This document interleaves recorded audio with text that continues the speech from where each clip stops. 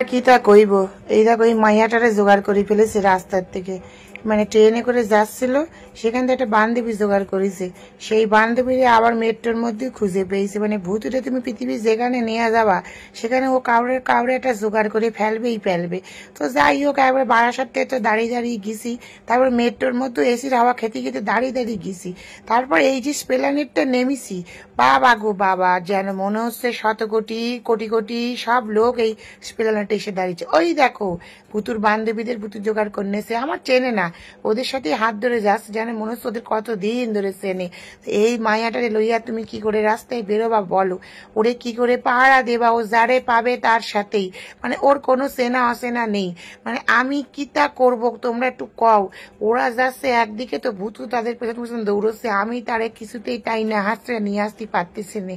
আমার একখান বড় ছেলে ছিল, তারে কইতেছি যে তুই শুধু একটু বোনটার খেয়াল রাখিস, এই মানুষের মধ্যে যদি আমার এই ভূতরা যদি ভূতরা যদি হারিয়ে যায় আমি কোথাতে খুঁজে পাবো। ওই দেখো মেয়ে তিনটে সেই ঘুরছে ফিরছে আর ওদের পিছনেই পড়ে রয়েছে।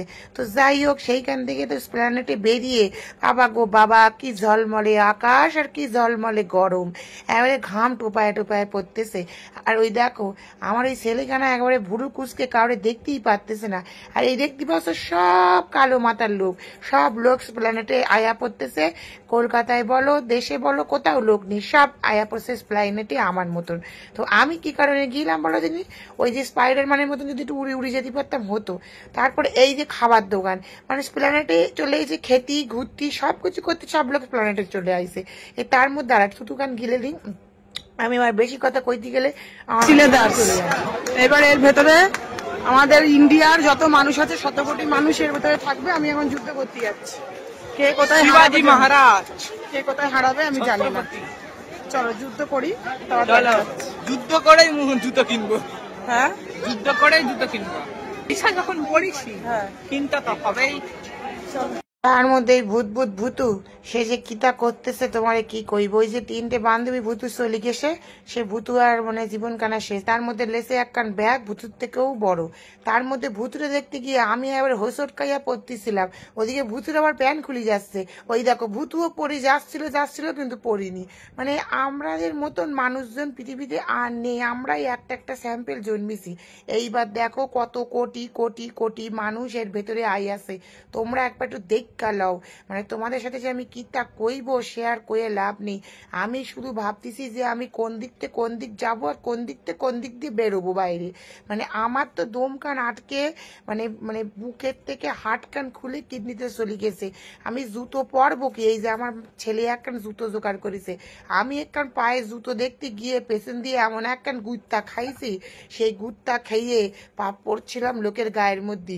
মানে সেই লোক কান বলতেছে দিদি পড়বেন না, আপনার ভাড় আমি নিতে পারবো না। আনলাম ওরে বাবা আপনারা কি ভাবেন, আমার মাত্র 55 কেজি ওজন, একটুখানি লয়ে এলাম দাদা কি করবো, গুতা যখন খাইছি। তো তারপর সেইখান থেকে গুত্তা খাইয়া গেছিলাম ভুতুর দুটো আনতে। এবার ভুতু সেখানে গুতো খাইয়ে একেবারে গুত্তা কানা খাইয়ে আগেই প্যান্ট খুলে যাচ্ছিল, তারপর ভুতুর তো সবই খুলে যাওয়ার মতন অবস্থা।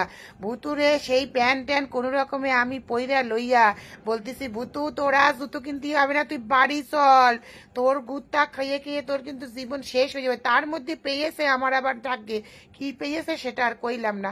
তারপর সেখান থেকে এনে আমার এই ছোট্ট ছেলেটার একটুখানি এই যে বাটার নান খাওয়াতে বসিয়েছে, আর ওদিকে ভুতু গুতো খেয়ে প্যান্ট খুলে ওই দেখুন ভুতুর মাদুলিখানাও বেরিয়ে গেছে, ধোসা নিয়ে বসে পড়েছে, বলতেছে মা গো মা, এত গুতা খাওয়ার পর ধোসা খেতে কার মন চায় আপনারাই কন।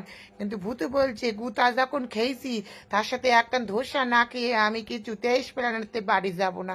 তাই ভূতু ধোসার সাথে গুতার সাথে ধোসা সব খাইয়া একেবারে বাড়ি গেছে। তারপরে এই পুতুল কানা দেখে ভূতুর যা অবস্থা, যাইবা মা যাইবা, বাবা মাথায় খেলাম একবারই। কি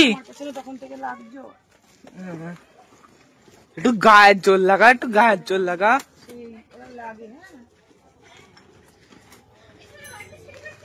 বাবা ব্যাগটা নিয়ে এবার বেরো। কি কি কিনেছো দেখাবা না?